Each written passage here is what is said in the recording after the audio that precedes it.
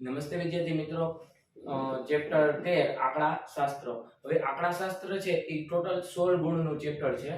હવે એ તમારે પરીક્ષા માટે ખૂબ જ મોસ્ટ આઈએમપી ચેપ્ટર છે, એકદમ સહેલું પણ છે અને વધારે ગુણનું છે. તો તમારે પાસ થવા માટે ફરજિયાતપણે આંકડા શાસ્ત્ર તમારે વધુ તૈયારી કરવી જોશે. તો ખાસ ધ્યાનથી દાખલા સમજજો વિદ્યાર્થી મિત્રો. તો આપણે 13.1 નો પેલો દાખલો ગણીશું, બરોબર?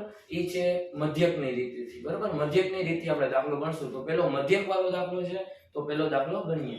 હવે આમાં શું આપેલું છે? વર્ગ આપેલા છે, fi આપેલા છે. હવે એના મદદથી આપણે શું ગોતશું? xi અને fi મેળવશું. હવે xi કેવી રીતે ગોતવું? તો xi બે વર્ગનો આપણે શું, આ બે વર્ગ આપેલા છે એનો કરશું સરવાળો, પછી એના અડધા કરી નાખીએ એટલે આપણે xi મળી જશે. હવે 0 અને 2 એનો સરવાળો કરો એટલે શું આવશે? 2 અને એના અડધા, આપણે એનું અડધા કરવાના છે. એ 0 અને 2 એનો સરવાળો કરી, સરવાળો નથી લખવાનો, એના અડધા કરવાના છે.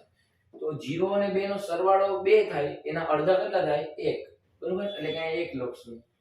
હવે 2 અને 4 એનો સરવાળો કેટલો થાય? 6, બરોબર? હવે 6 ના અડધા કેટલા થાય? 3 લખશું. ધ્યાનથી સાંભળજો, અડધા લખવાના છે. એટલે 4 અને 2 6, 6 ના અડધા 3. હવે ટૂંકમાં 6 અને 4 કેટલા થાય? 10, 10 ના અડધા 5. તો એવી રીતે આપણે આખી લાઈન એવી રીતે લખશું. તો અહીં લખતા જઈએ આપણે 5 7 9 11 અને 13. હવે આપણે xi ગોતતા આવડી ગયું. હવે આપણે fi xi કઈ રીતે ગોતશું? હવે fi અને xi એ બેનો આપણે કરવાનો છે ગુણાકાર, એટલે fi xi નો કરશું ગુણાકાર ને જે જવાબ આવે આપણે આખી લાઈનમાં લખશું. 1 અને 1 એટલે 1 ગુણ્યા 1 કરશું. 1 એકા 1. હવે 2 નો અને 3 નો ગુણાકાર, 2 તેરી 6.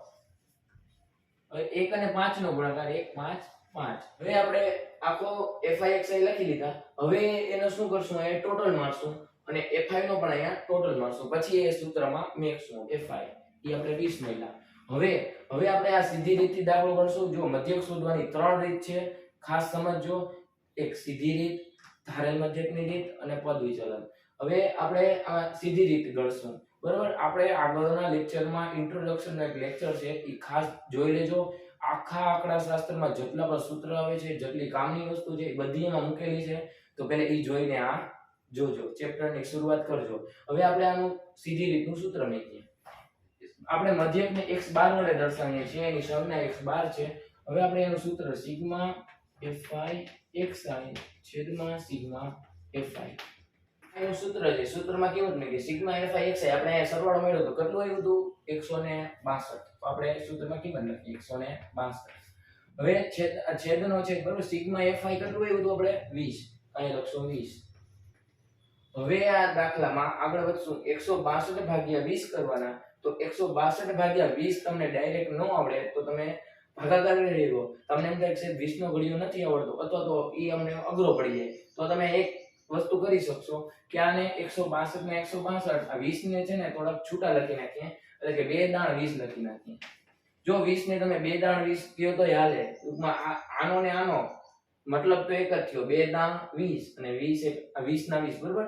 તો હવે આપણે 162 ને 2 વડે ભાગશું, એટલે 2 નો ઘડિયો તો બધાને આવડે. ચલો 162 ભાગ્યા 2. હવે 2 8 16, 16 માંથી 16 જાય તો 0, ઉપરથી ઉતાર્યા 2, 2 એકા 2, 2 માં 2 જાય તો 0.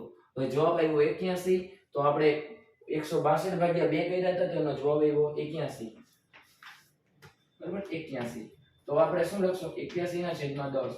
હવે વિદ્યાર્થીઓ ખાસ સમજજો, જો આનો ભાગાકાર કરવા બેસાય નહીં. હવે જ્યારે કોઈ પણ આના છેદમાં 10 100 1000 એવો કોઈ આંકડો આવે, તો છેદમાં જેટલા 0 હોય ને, તો એ 0 છે ને કે ટૂંકમાં એના પહેલા પોઈન્ટ મૂકી દેવાનો. જેમ કે 81 ના 81, છેદમાં 1 0 છે તો એક આંકડા પહેલા પોઈન્ટ મૂકી દેવાનો. જેમ કે આમ જો છેદમાં 2 0 હોય તો બે આંકડા પહેલા પોઈન્ટ મૂકી દેવાનો.